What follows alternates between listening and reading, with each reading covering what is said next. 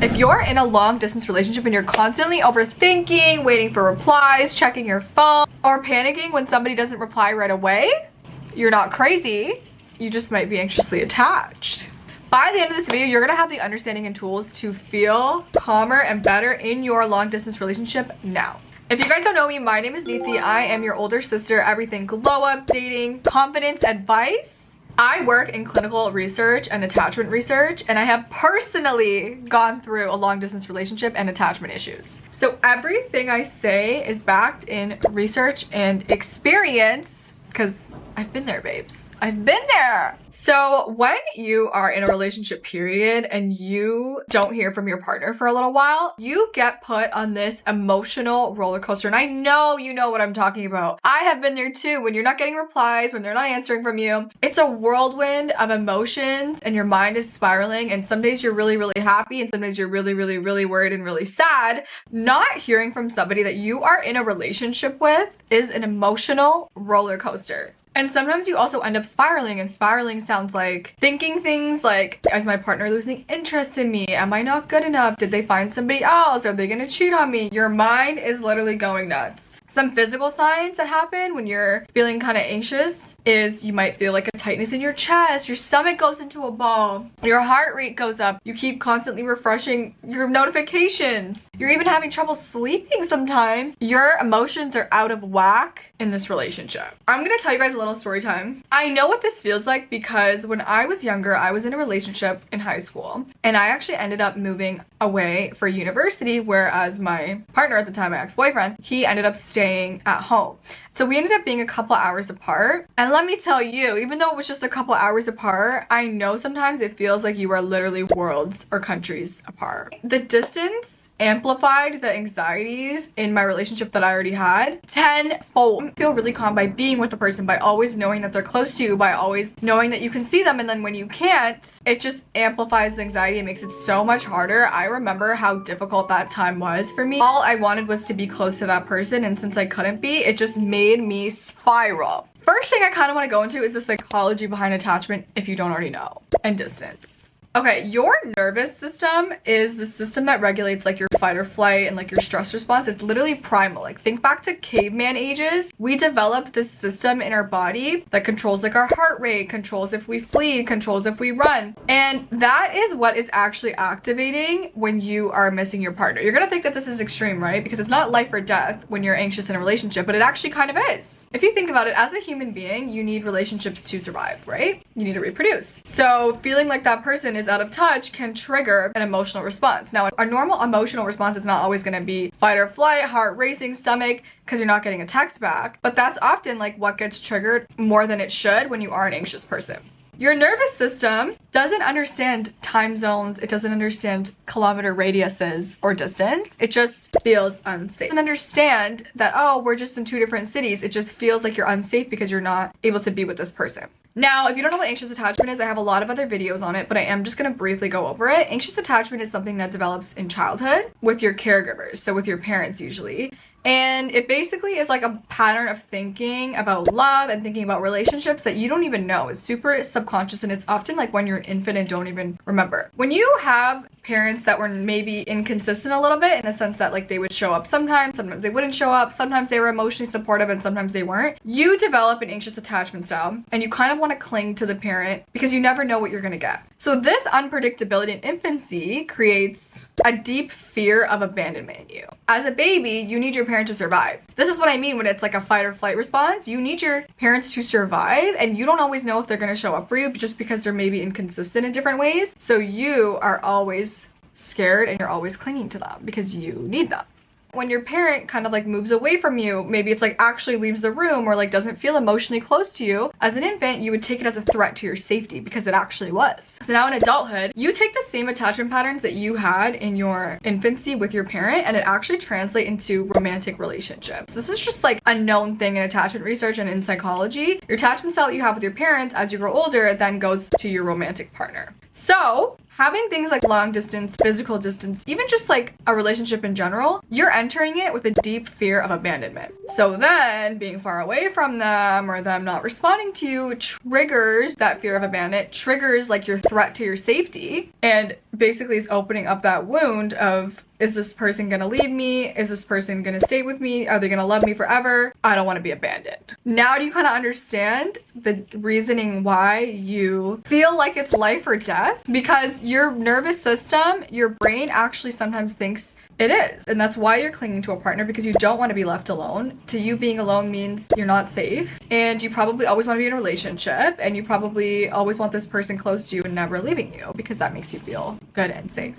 So obviously there are 4 different attachment styles. There is anxious, secure, avoidant, and then anxious avoidant. I'm mostly talking to the people who are anxious and maybe anxious avoidant. Anxious avoidant is like you're kind of have like both. While you kind of understand like the basic psychology behind it, I kind of want to explain like what is triggering you. So when somebody is not responding to your text, your brain is not thinking, oh, maybe they're just busy. Your brain is screaming to you, I'm being abandoned. I'm being abandoned. I'm being abandoned. This person doesn't love me. This person's gonna leave me. Yes, that logically doesn't make sense, but that is what you feel because you have this pattern of thinking. When the person isn't responding to you, it's not a delay, it's danger. Now, I want to actually talk about this part of the brain. I know this is like a little nerdy, but you'll understand it. There's a part of the brain called the amygdala, okay? The amygdala manages danger, okay? It is what signals your nervous system, the sweating, the heart rate up, the fight or flight, like, oh my God, should I run? Am I safe or am I unsafe? That is what's triggering it. Okay, so you are processing them not responding to you, them being distant, them pulling away with your amygdala, and you're processing it as danger, danger, danger, danger, danger. I'm in danger. There's a quote that I actually read the other day, and it said, our brains are wired for connection, but trauma wires them for protection. So this is actually a trauma response from your childhood in the sense of their brain telling you danger, danger, danger, this person's gonna leave you, this person's gonna leave you. They don't want you anymore, or like your brain kind of like spiraling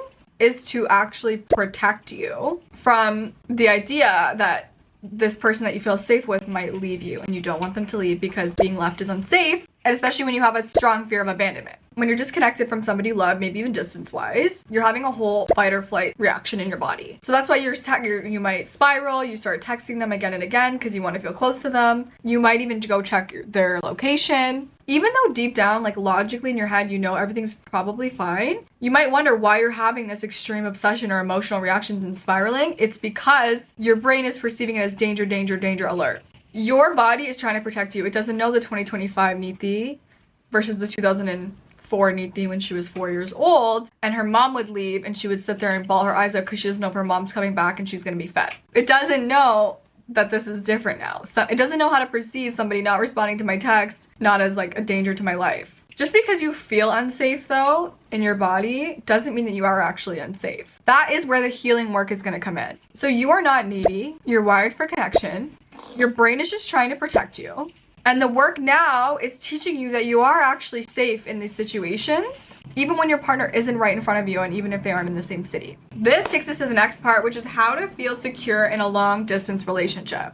These are the actual tools that helped me when I was in a long distance relationship to stop spiraling, and it's gonna help you too. We need to calm our brain down to know that we are safe. Step number 1 is being aware. So now you're aware why you're reacting like this and how you're taking it. So you are able to know at least what's going on when you start sweating and your heart drops when you see like this person is out with their friends and tell me, or you know, this person hasn't responded to me in a while, whatever. You at least know what your brain literally thinks like you are in danger and this person is gonna leave you, even though it doesn't make logical sense. These are some things that you're gonna start doing. When you have a physical distance between you, like in a long distance relationship, obviously you're gonna feel less close to the person. And so things that are gonna make you still feel close to somebody even though you can't physically be with them all the time are things like sending voice notes instead of texting. This, you know, at least you're hearing their voice and like it feels like you're still having a conversation with them, and it also prevents like fighting from happening because text can be perceived in so many different ways, and so sending voice notes, you understand the tone. Another thing you can do is routine check-ins. So this could be like a daily nighttime FaceTime, like even if it's just 15-20 minutes at night. So just like you feel like, you know, like you're close to the person and they still thought of you and you're still up to date with like what's going on in their life. So you're perceiving this as less distance because you know that 1, at the end of the day, I'm gonna talk to them, so it's okay. And 2, I still feel updated and feel part of their life. Therefore, I know I'm not being forgotten and I'm not being left and abandoned because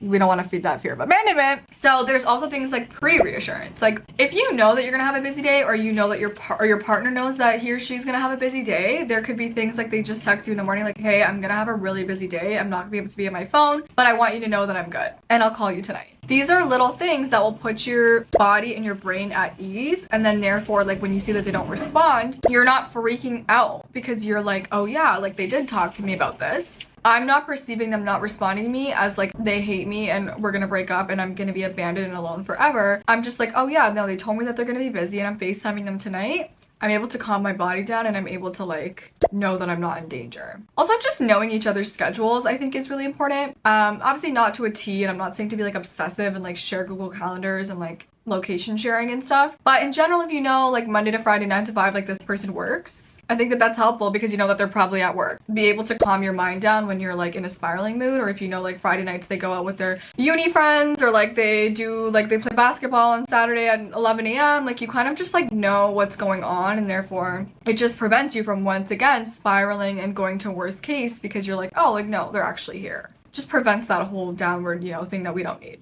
Another thing that I think is really important, I have a lot of videos about developing a relationship with yourself, which you can watch here, but work on your own life. When I was in that long distance relationship, I was literally like went to a whole new university, had a whole new group of friends, like not even yet. I had just gone, so I had all these new friends to make. I was in a whole different city. I had all of that. Yet my mind was every day back at home with what is my boyfriend doing. Listen, we've all been there, and I don't think that that was my best moment, but I'm here to tell you, like learning from experience, like cultivate your own life too. You can't be living with that other person in that other city, but just be physically here. You gotta cultivate your own life because that's what's gonna help you not spiral, but it's also just gonna improve your own quality of life. Like you don't need to be always anxious and living with somebody else. Like you are also a human being with a life who deserves to have experiences and deserves to like live and be happy. So like join clubs, make friends, keep your own life, keep your own gym schedule, keep things that you are doing in your own life that are part of you, not part of him, but like you as a whole without a man or without a girlfriend.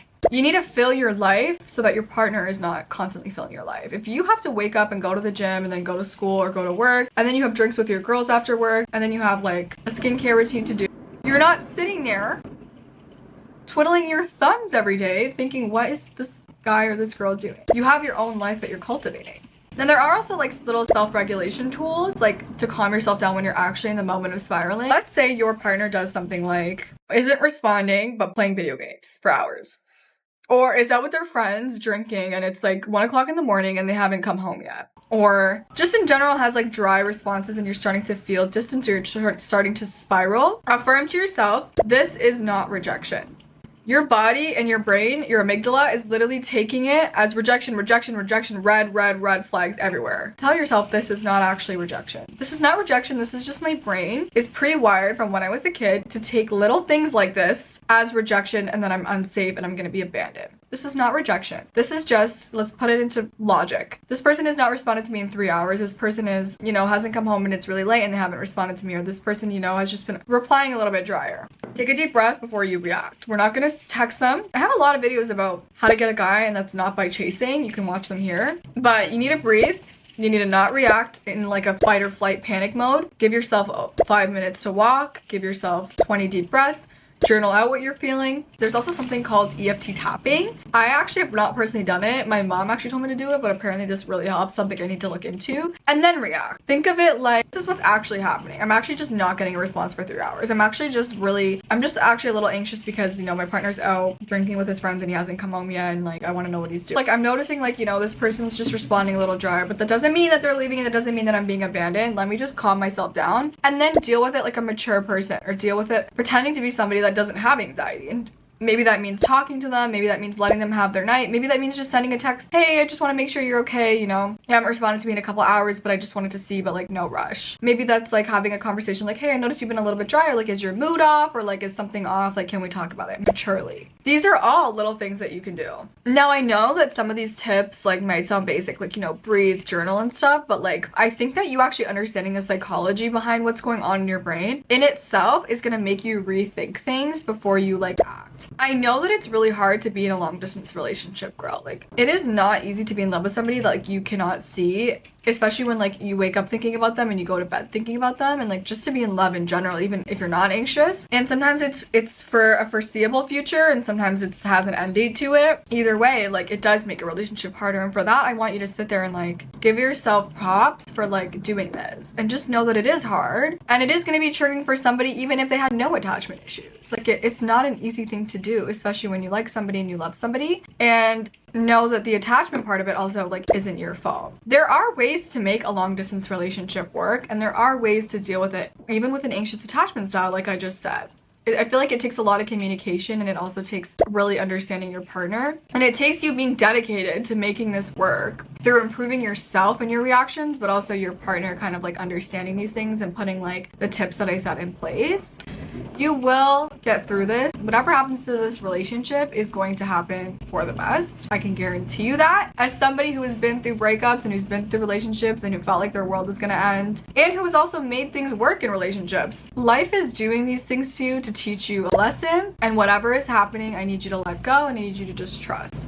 All you can do in your control right now is try to control your reactions and do your best in this relationship, and leave the rest to universe and God. And if you guys have any other questions, please comment them down below. You don't need constant contact to feel close. You just need emotional safety. You just need to feel safe with the person. And you can build that even if you're in a long distance relationship. You're not behind, you're not too much, you're not broken, you're not needy. You're just wired for connection, and you're learning how to give that to yourself as well. If you guys like this video, please like, comment, and subscribe. Also, let me know like what other topics that you guys want to know about, and what other things you guys are going through. You can also follow me on TikTok and Instagram, where I post shorter form content and tips. Don't forget that I'm your big sister and I'm always here for you. These videos aren't going anywhere. I love you, and I will see you in the next video. Bye.